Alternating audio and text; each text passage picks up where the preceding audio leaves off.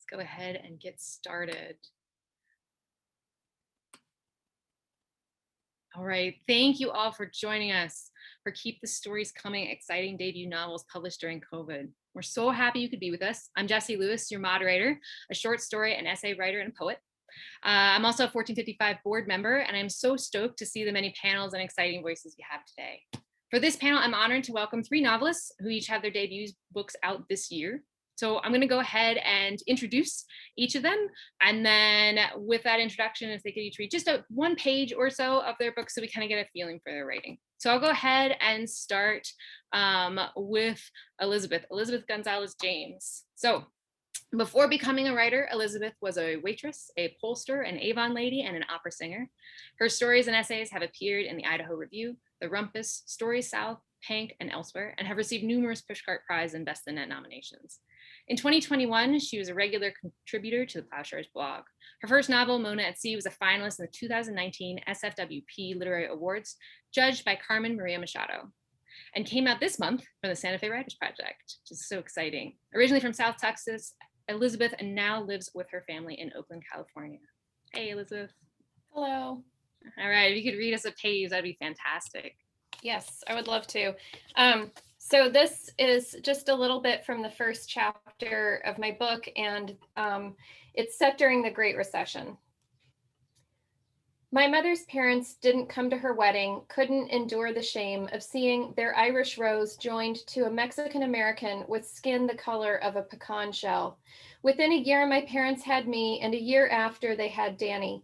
I think my mother hastily made 2 new family members to replace the ones she'd lost. I grew up hearing the story, how love had bested hate, but eventually I learned the unsaid kernel deep inside the tale, the one that caused me for years to look at mirrors quickly and always at a slant, was that I now carried something inside of me that might cause others, even my own family, to turn away. I remember the year I learned the sun was going to explode. My mother had an astronomy book that lived on the coffee table, and the back inside cover had full color illustrations of the final stages of the sun, from yellow ball to angry giant to dead silent dwarf. I imagined all consuming heat scorching everything on earth and the forever night that would follow. I had nightmares about fireballs, melting trees, and gloom swallowing every sound. My mother hid the astronomy book in the attic and enrolled me in a few after-school classes at the Y. By 2nd grade, we had a day planner in which I could see my future meted out in 15-minute increments. All those little blocks, equally sized and neatly labeled, made me feel secure, confident I would always know what lay ahead. When you're told over and over what a smart kid you are, and when you win every science fair, every essay contest, it doesn't just go to your head, it defines you. I defined me. I became what people said I was, a winner, a genius, a singular talent. Losing becomes an abstract concept like infinity or world peace. I could think about it, but to see it or live it, that wouldn't compute. My middle name is Lisa, after my mother's mother, and Mona was tacked on, I assume, in a half-cocked bid to align me with greatness. I don't know what my parents were playing at, naming me after the most famous painting in the world, but if timeless beauty and silent grace are the summits I'm meant to reach, God knows they picked wrong. I'm a one-hit wonder, then nothing, nothing, like the lady with the mystic smile. Thank you. Perfect. That's awesome. Thank you. Mona is so familiar to me. All right, so let's move on to Heather. Heather Frese is the author of the novel The Baddest Girl on the Planet, winner of the Lee Smith Novel Prize. She has published numerous short stories, essays, and the occasional poem. Her work has appeared in Michigan Quarterly Review, the Los Angeles Review, Front Porch, and the Barely South Review, Switchback, and elsewhere, earning notable mention in the Pushcart Prize Anthology and Best American Essays. Heather received her MFA from West Virginia University, has a master's degree from Ohio University. Coastal North Carolina is her longtime love and source of inspiration, her writing deeply influenced by the wild magic and history of the Outer Banks. A native Ohioan, she currently writes, edits, and wrangles 3 small children in Raleigh, North Carolina. Welcome, Heather. You're mute. Right, mute. That's all right. It happens to the best of us. Thank you. So happy to be here. So this is one page from kind of the middle of the book. So the book kind of hops around in time a little bit anyway. So this is sort of midway through Evie, my protagonist's story. This is from chapter 5, which is the Big Book of Funeral Etiquette, and it takes place in 2015. I stand over the body of my Aunt Faye, the body of the one constant presence in my life, and she looks nothing like herself. Aunt Faye never, not once in her life, wore thick pancake makeup with circles of rouge on her cheeks like a china doll. She slept flat out on her stomach, not primly on her back, hands crossed neatly one over the other. Her hair was wild and windblown, sticking out in frantic tufts, not perfectly positioned in stiff, starched curls. Prologue. Be advised that dead bodies may not fully resemble the people they once were. Her death was expected. What wasn't expected was the wrenching pain in my chest when she went, the absolute utter finality of the separation cleaving into me. I didn't expect to scream and hold on to her like a toddler when they took her body away. I didn't expect to recede inside myself. I didn't expect that at all. And so I stand over her body, the dutiful niece, and begin to feel like I'm in a bubble in the midst of a gaping emptiness. My hair is pulled back neatly from my face, and I'm wearing a crisp black suit. I wonder, idly, if I can recycle the suit when I finally get my real estate license, or if that's just plain bad taste. Do real estate agents even wear crisp black suits? Mom, Austin says, tugging at my hand. Austin is now 6 years old. I don't know if that's old enough to understand death, to understand that Aunt Faye's not just sleeping, that the creepy, pallid body in the polished box is not her. Austin wiggles his tie and tugs my hand again, pointing at Aunt Faye's beloved but ill-mannered dog, Yorkshire Terrier or extraordinaire. I think Walter just bit Grandpa. All right. Aunt Faye was one of my favorites. All right.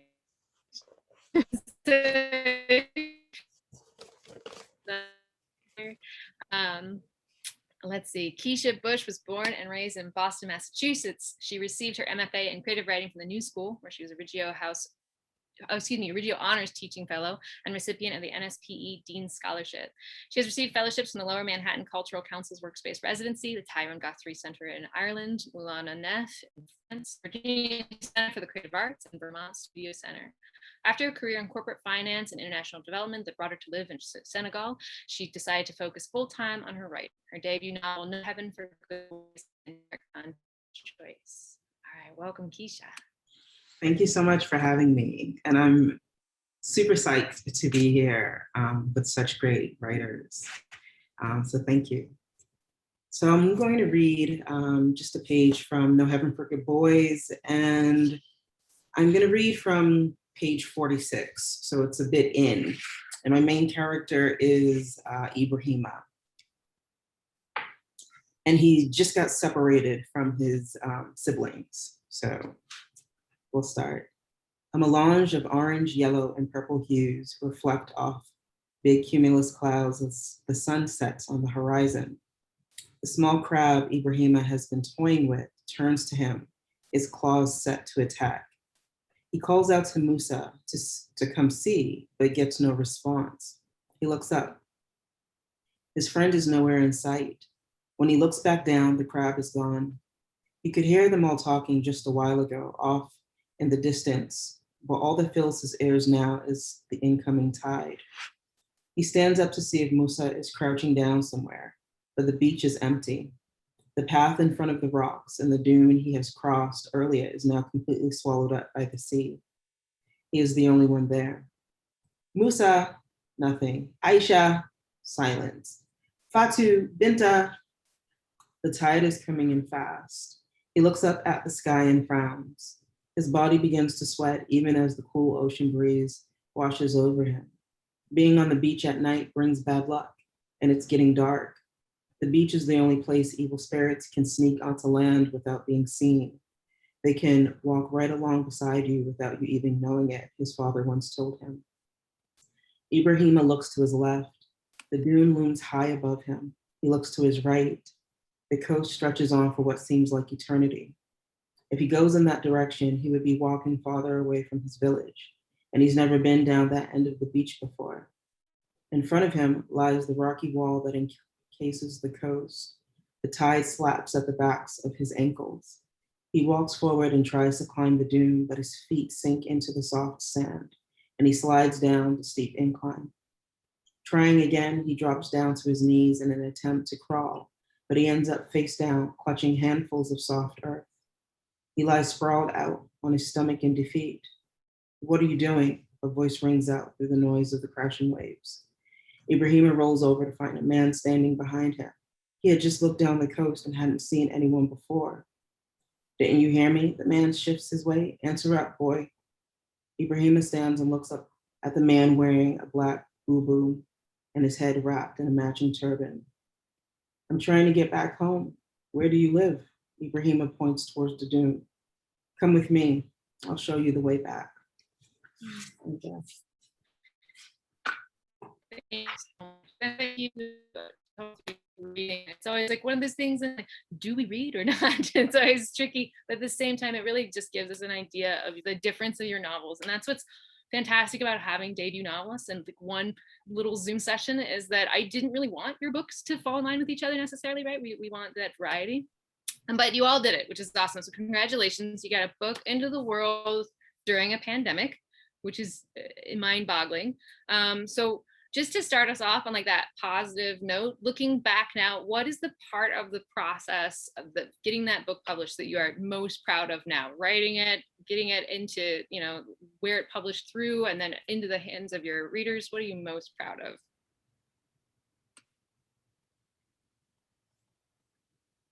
And let's go ahead and go off mute. Just, we can all be off mute, you know, it'll just throw us off. Yeah. I'll start. I think just not giving up. It was a very long process for me. And the journey is still going. And publishing during a pandemic, you know, it's like being promised ice cream and, you know, you're eating oatmeal. So, you know, it's still food. So your book is published. But definitely you're not going to put sprinkles. There's no sprinkles on the oatmeal, you know, it's nourishment. And so not giving up has been, I'm just going to go with that, because truly I've wanted to give up the most in the last 2 years. Even since the book is published, I've been thinking about giving up, and I'm just trudging forward. Oh man, I was really hoping you were going to say frozen yogurt. Because I love frozen yogurt. It's close. Oh, oatmeal though. Oh.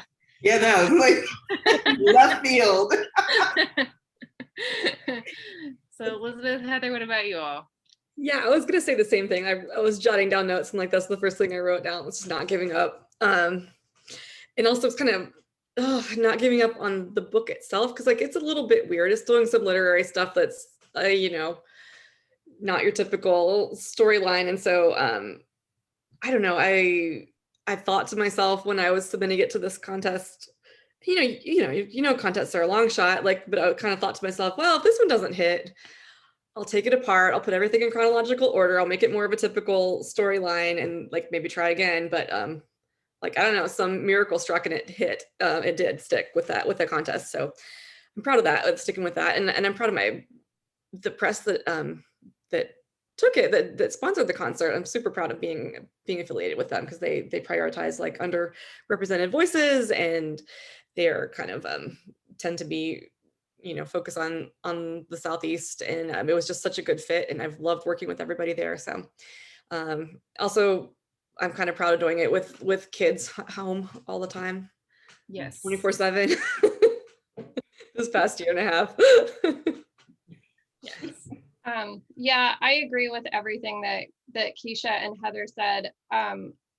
Not giving up was definitely a big part of my process of getting this book published. I started writing it in 2011, and I got an agent in 2015, and it went out on submission, and nobody ended up publishing it, and I put it in a drawer for a while, and then I started sending it out to contests also, like Heather said, with like no expectations at all. I submitted it to the SFWP Literary Awards in 2019, and I thought, you know, if I get an honorable mention, that'll be really cool. And to my complete shock, I was named a finalist, and they offered me a contract for publication.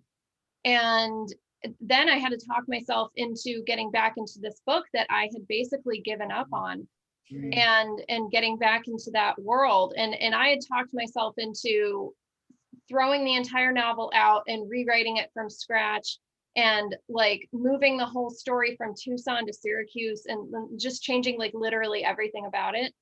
And I'm glad I didn't. I mean, I think it turned out pretty good, but yeah, just not giving up, having the perseverance. And Keisha, I hope that I'm so sad to hear that even after your book came out that you've thought about giving up. You can't.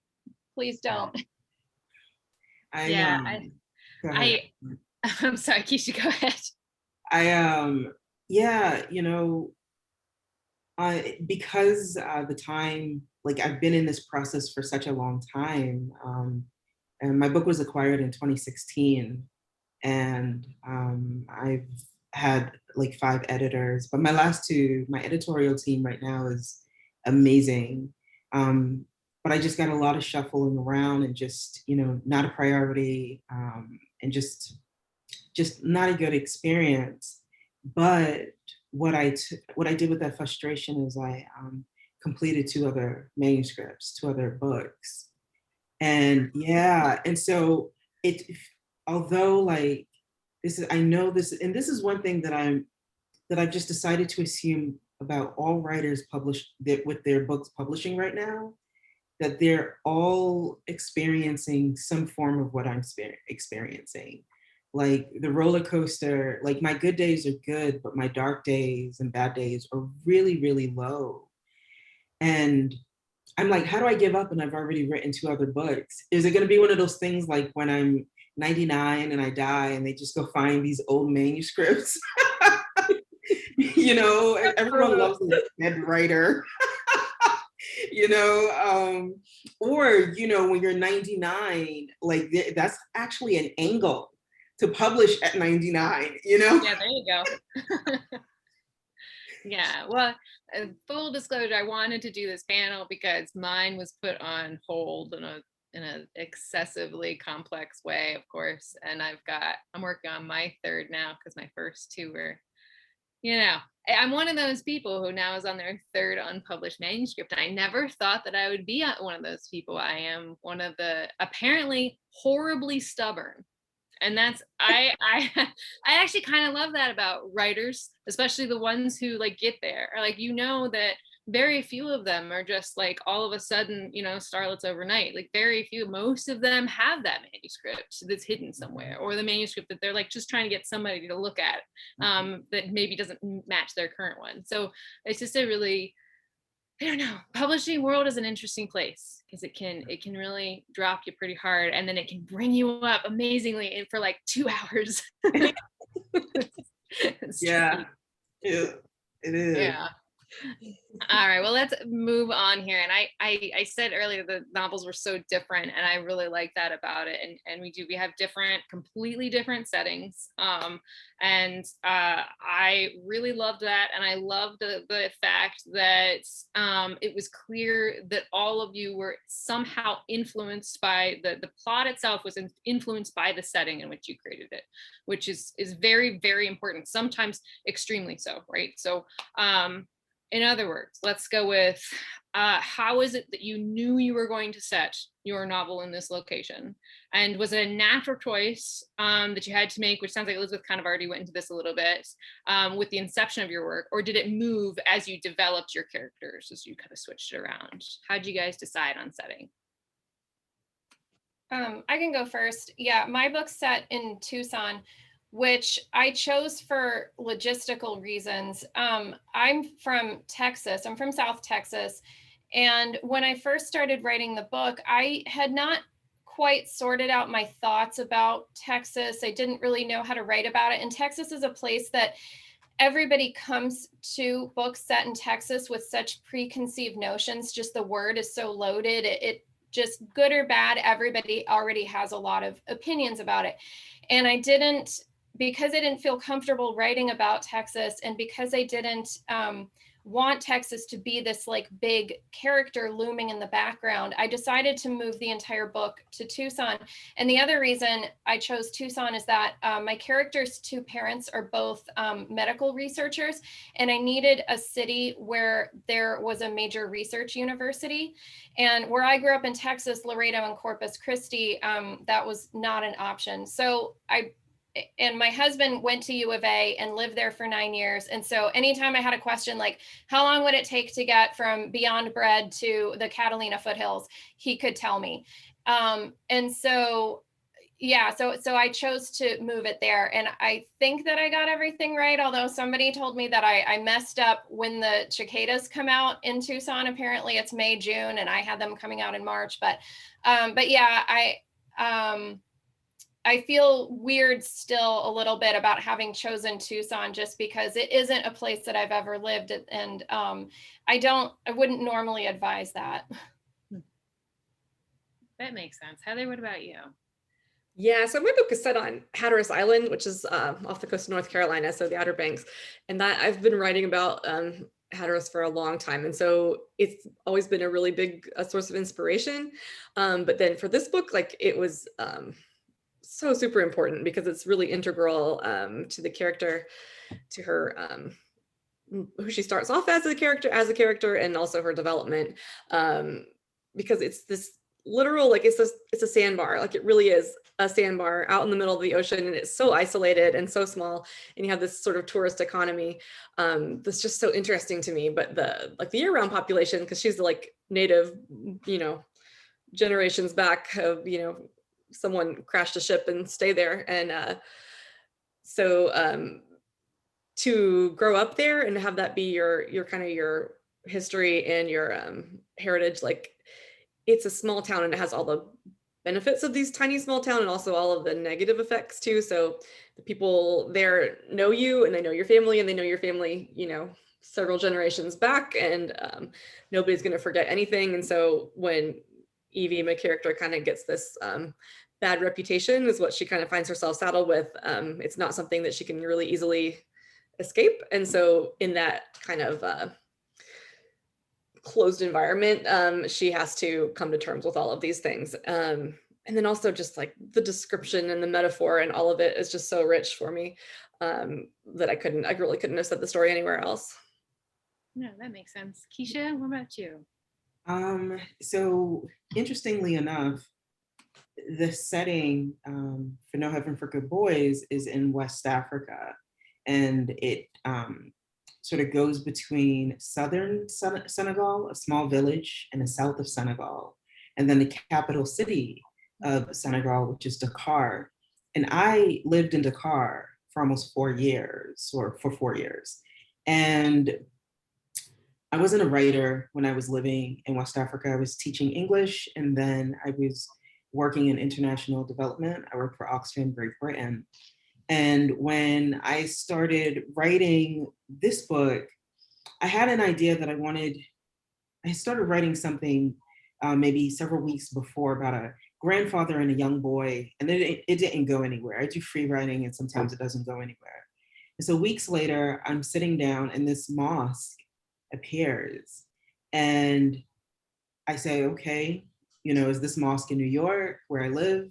And it wasn't. I said, is this mosque in Dakar? It wasn't. There was a beach nearby, and I realized as I was searching for this mosque that I've never been to, I realized it was in the south of Senegal, and I never lived in the south. Well, I lived in Gambia, which is south, but this village is further south. And I sort of made this, and then I say, okay, this mosque is near a beach in the south of Senegal. Where? So I Google mapped it, and I decided to make up a village.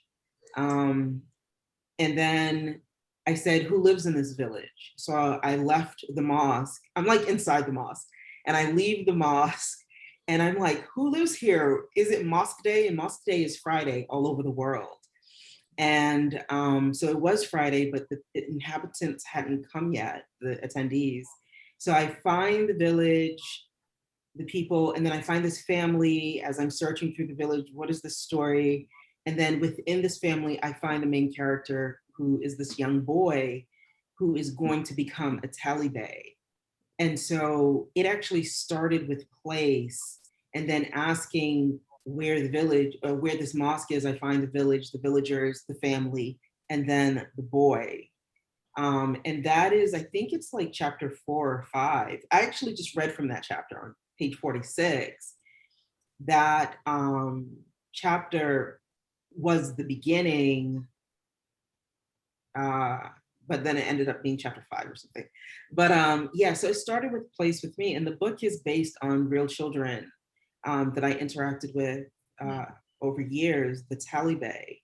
And so other than the made up village, especially the parts of Dakar, are all like things that I saw or experienced or some sort of interaction with the Taliban that I had. And then I dropped these fictional characters in that experience. So I condensed 4 years into a year, roughly. I love how our minds work. That's such an interesting, like, I'm in this mosque. Like, where am I going? Like, that's such an interesting way. Yeah, I love that. And I love that our brains, each of your brains did something clearly different with this, right? Which is so interesting to me. And I'm really glad that you brought up the Taliban, because that was just, that was like, it was heartbreaking for me. That was just, it was so powerful. And I think it was more powerful because I'm a mom this year, and it feels like that's going to hit me more, you know? And then, and of course, so it's like, this is my nephew. And so, you know, but at the same time, you know, we have these social themes in each of your novels. And I'm so glad that like they were, you know, you all each focused on different ones.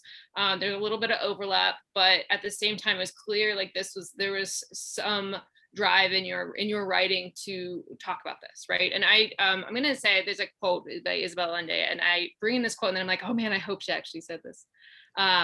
But it's right what should not be forgotten, and I love this idea. And so thinking about what you have each talked about, we've got, you know, hunger and abuse, self-harm, economic struggle, poverty, class division, cruelty. I was trying to make a list, and I was like, it's just, there's so much important stuff to talk about in your all's writing. So, and this is the tricky question. Now that you've written about these issues and processed it from the perspective of your characters, even handed it out to readers, right, out in the world, do you feel like you view these issues differently now?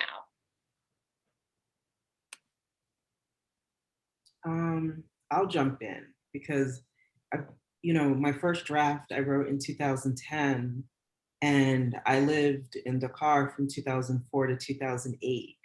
So I've had, I don't know, is that 13 years? No, that must be longer. I don't know how long that is. I didn't do the math. Yeah, like 15 years, 16. So I've had a really long time to think about the Taliban. Like in 2006, I tried to start a nonprofit to work with them, and then realized I didn't want to live in Senegal or in Dakar for the next 10 years of my life. I wanted to come back to the US. My family's here, my friends, my community. And so then the book became this form of advocacy for the boys. And I used to hold a lot of guilt, like that I couldn't fix it, or that I didn't give them enough money. You know, I always fed them, but after writing the book, I'm like, I should have gave them more money so they didn't get beat in the evenings, you know? So writing the book pulled me into the Taliban body more. And as time has gone by, oftentimes when we think something cruel is happening, we're like, that practice should stop. I don't care if it's tradition. And the way I look at it now is, you know what, there's a way to protect these children without attacking tradition and culture and religious beliefs. And so instead of coming up with new laws against the teachers, the marabouts, I think, you know, I've thought about this and I'm like, well, if the practice has been going on for hundreds of years, how about we say a child can't travel more than a mile from his house to a dara? So that kind of abuse and exploitation that happens, you know, hundreds of miles away from their homes and their villages. Well, now you can't, you know, make a different situation, a different sort of like barrier, create a barrier so that if children are more than a mile or two away from their homes and they're in a dara, that's illegal. And so that way it's not attacking the tradition, but making it very difficult to exploit these families and children. And that's like from 15 years of like thinking about it, and then 10 years of like writing and rewriting and being in the Taliban body. And I guess, so that has really changed the way I sort of view just not them, but like some of our own social issues within the world, as opposed to just saying, that's wrong. How about we tweak something so that we can flip it to something being better for everyone? That makes perfect sense. It takes time. Like, I think it's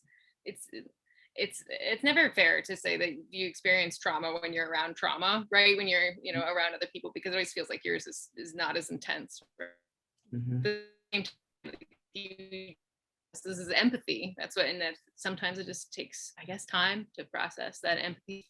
That's easy. Mhm. Solution of sorts, right? That's an amazing thing to even come up with. So other people haven't. So that's amazing. It looks like my connection might be a little unstable, so I'll send it to somebody else pretty quick here. Heather, what are you thinking about this?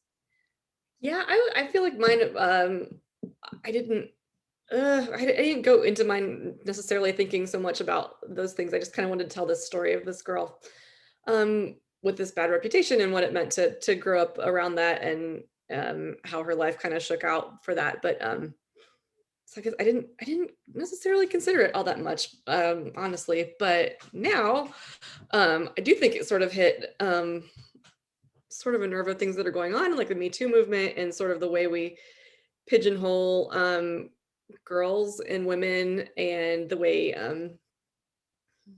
we view women's agency and sexuality and all of that stuff in a way that I think it's all sort of coming into the general kind of conversation a little bit, well, a lot more, and into my like, it's something that I consciously think about more now than when I was writing the book. And then also sort of in the book, there's sort of these class divisions and divisions in like Evie's life versus her friend Charlotte, who's, coming from a small town with academic parents, and Evie's parents were more working class, and sort of the way she deals with that and the way their relationship connects and then disconnects and then comes back together. That was just sort of like how I kind of had the characters. That's who they were. But now, like, the stuff that I think about and also living there on Hatteras, like, it's something that is pretty obvious when you're there and you're the person working behind the desk and not the girl coming in off the beach. So it's just sort of like different worlds there that I kind of became more aware of after the fact. Yeah, that makes sense. I mean, that's something that I actually loved about these books, is that I wasn't necessarily, as the reader, I wasn't aware of things. I've never heard of the Tillyway, for example, and I should have, right? It's wild that I haven't. And then I've been going to the Outer Banks my entire life, and I have never really thought about the class separation between the people who live there permanently. And of course it's going to be there. It's, again, you mentioned it's a tiny little space of land, so it's going to have people who are permanent, not permanent, and kind of up in the air, but then also people who are very there. So it's an interesting concept to be like, as the reader, to be like, this is empathy, this is how I'm learning. So it's working regardless if it's intention or not, right? So Elizabeth, where are you on this one? Yeah, I came into this book knowing that the first thing that I knew when I started writing the book was that Mona was going to be a cutter. She engages in self-harm, and that's not really a spoiler because it comes out in the first chapter. And I think that I said everything that I wanted to say on that subject, and I think that it was important for me to see that issue treated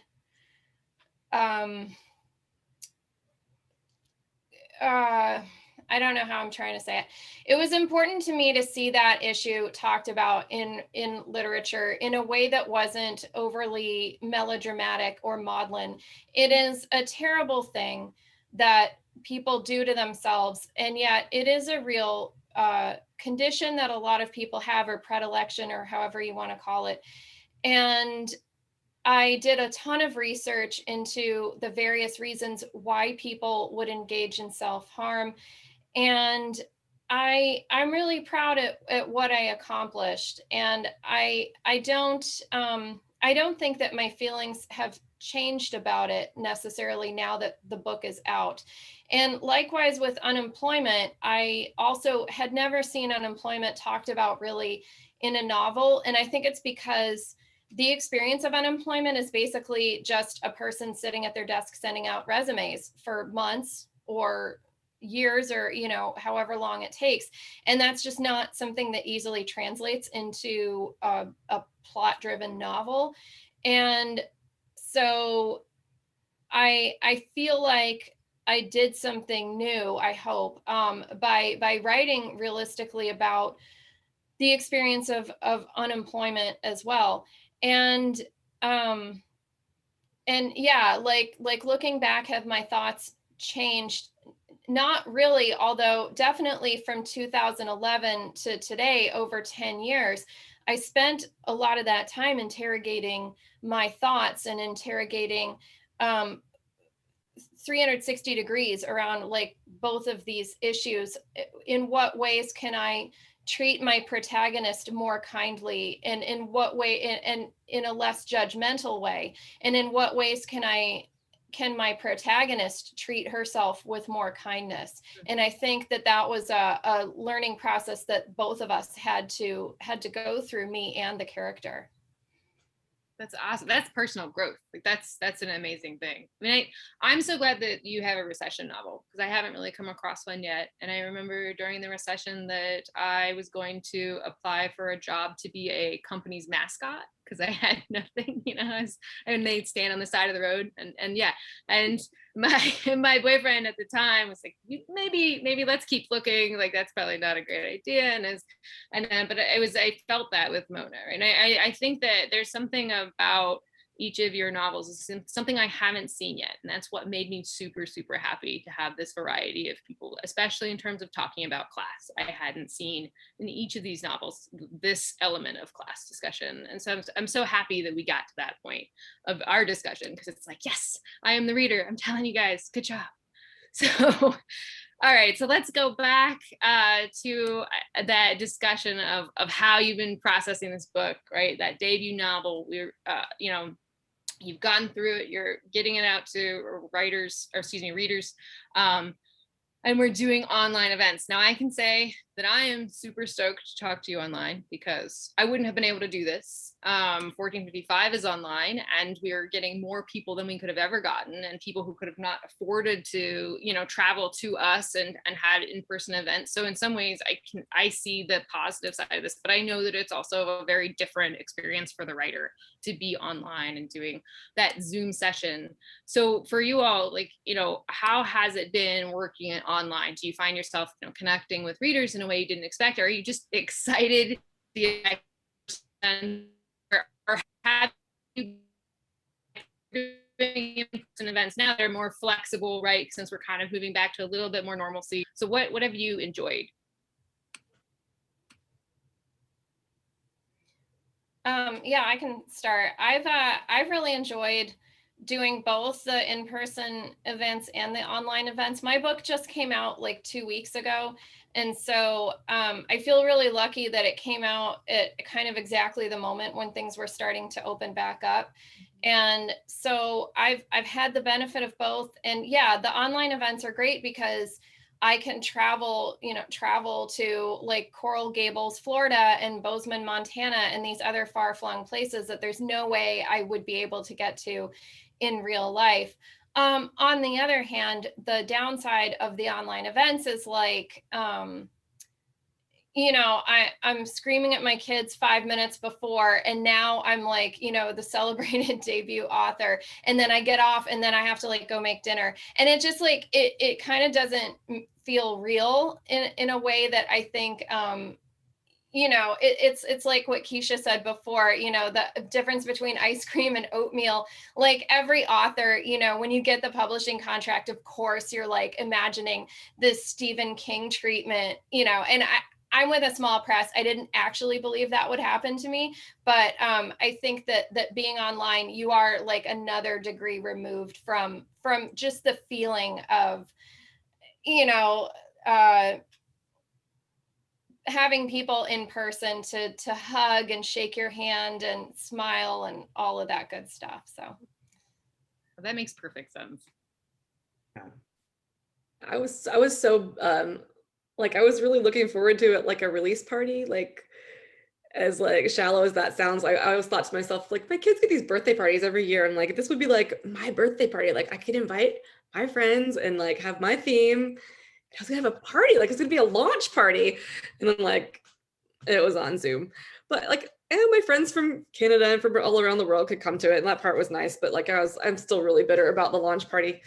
And like it's just, yeah, it's exactly like Elizabeth said, like you're yelling at your kids. Like there was one time like my husband was supposed to come home and take the kids, and he didn't make it in time, and so I'm like literally nursing the baby while I'm trying to talk about the book. And like sometimes you just want to go and, you know, sit in a room with other people, a real room, but I've gotten a couple, I've gotten to do a couple signings and one kind of big event, which was kind of wild to do a larger event with lots of other authors. It was Bookmarks in Winston-Salem, and like everyone had to be vaccinated, you had to wear your mask, and it was like safe, but it was like a lot of people. So it was like going from, you know, it was going from your Zoom meeting in your bedroom, you know, in your yoga pants, to actually being around all these other authors and all these other people. And it was just like this, like overwhelming. It was awesome, but it was just like so disorienting and surreal to suddenly be like, you know, sitting in a room, like in a nice dress with a microphone and other authors, and like, what is going on? But yeah, benefits and drawbacks to both. Yeah, I have to agree. I have been on lockdown by myself now since last March. And, you know, I've actually developed what they're calling Zoom dysmorphia. And so I experience a lot of anxiety before Zoom events. And then sometimes the anxiety actually just like gets even worse after the event is over, because I'm like, you know, did I do it right? Did I make these invisible people who are on the Zoom event, did I make them uncomfortable? Like, you just don't get that human sort of feedback. And it's interesting because I moderated a talk last night with Jessi, which was just, she's such an amazing writer, and she's just such a wonderful person. And I got her permission, but I was like, can you please talk, you know, to the experience of being a writer whose book has come out in normal times, and then having her book come out during the pandemic. And she is actually, you know, right on board with all of us. She's just like, it is not the same, you know, the ability after an event to interact with people, like Elizabeth has just said, and talk to writers. That's one of the reasons why I go to readings, you know, to like meet the writer and get my book signed. And, you know, also as debuts, the good part is we get to interact with people around the world. And hopefully going forward, more of the in-person events are actually streamed for people. So like that they're hybrids, because I think that is beneficial to everyone. But like, you know, book sales are just not the same because people aren't going to bookstores. And, you know, the burden of being a debut in a pandemic, and trying to live up to a standard that actually just doesn't exist for us. And although I'm with a big house, that same big house doesn't support their debuts, many of them. And to, you know, have them say, we're going to support you, and then at the last minute actually ditch you, and there's no conversation. And then on top of that, so like, and I didn't see my book in the bookstore for like 5 weeks because the weather was so bad over the winter, you know, those ice storms and everything. But what I did is I buddied up with my local bookstore, and that makes me feel like a human. And I don't focus on Amazon, even though I know that hurts me in a different way. I send all my sales to the indie stores, because I don't know, it's good for the indie stores.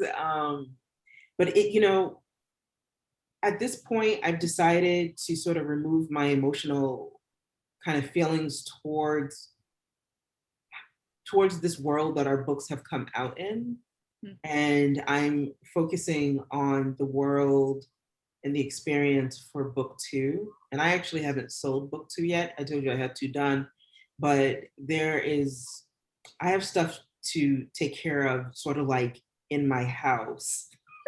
Not exactly in my house, but you know what I mean? Like the people around me. And I need to handle that so that book 2 has a more beautiful experience, hopefully, you know. So yeah. That makes perfect sense. I feel like it's one of these things that I think there's really something very important in what you talked about. I mean, the anxiety over Zoom is something that not enough people are talking about. That's insane. That, you know, I was, you know, in these, just for work, I was in these huge meetings, and the idea of trying to say hi to people that you normally see, you know, just that it was its own sense of anxiety. And then you place that with strangers, and it's just so different, you know. And then I really think that there's something about that small press, large press that I feel like is something that has come to more of a forefront during all of this. And I'm really glad that you talked about that, because I do think that the large press reaction to debut books is something that, or the especially the big 5, are they still a big 5? Or are they down to 4 yet? No, there's still 5, I think. They're still at, yeah. We're waiting. Like, gotta count. 7 issues is still their own you know, entity. there we go. Okay.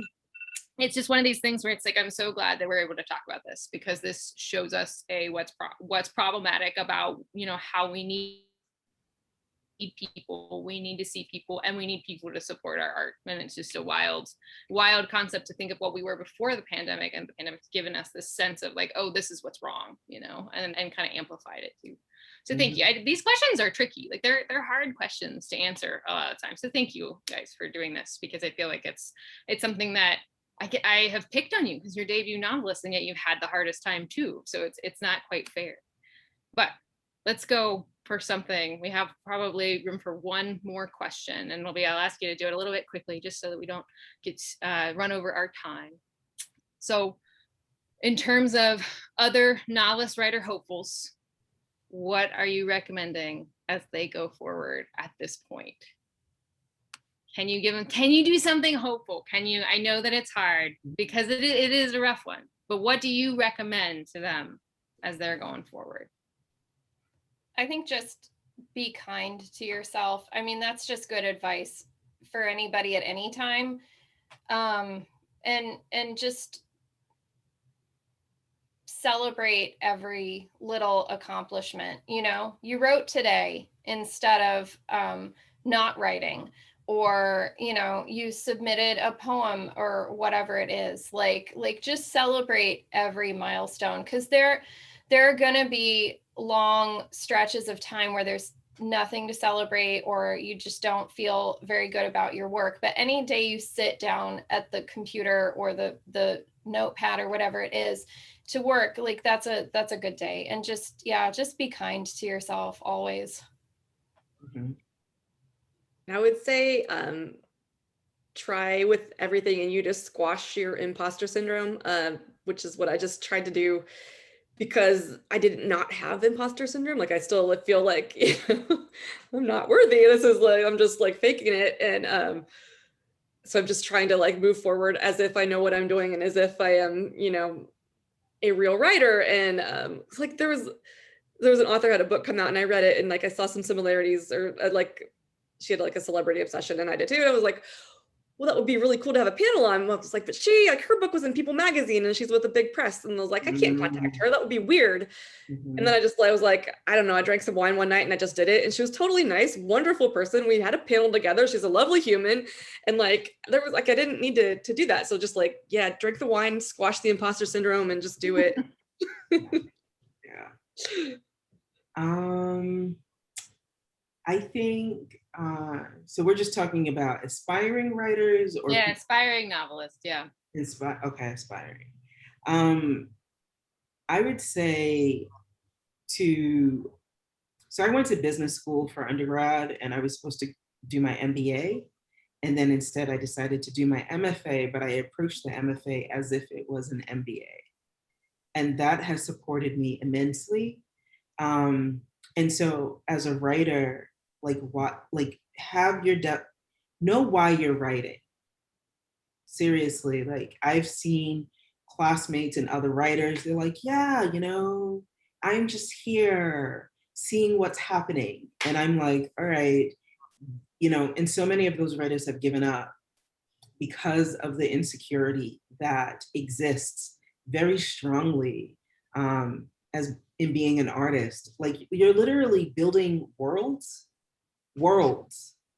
and then with no idea that someone will buy it or sell it or read it, right? And even if you get to that point, whether it'll be supported so people can actually find it to read it. And so if you don't have a larger sort of drive, a larger purpose that's driving you, then you will give up. So knowing why you're writing, I think has been vital for me, because whenever I thought about giving up, and this is before the book was published, every couple of years I would say, okay, I'm not writing anymore. I would test myself.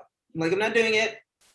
And then I would feel like I was about to die, And if I said, okay, I can't do this anymore, it's too hard, I would think of the Taliban that I was writing about. And these children are they're living in forced slavery. So they're forced to get up at 6, 7 in the morning every day and go out and raise this money.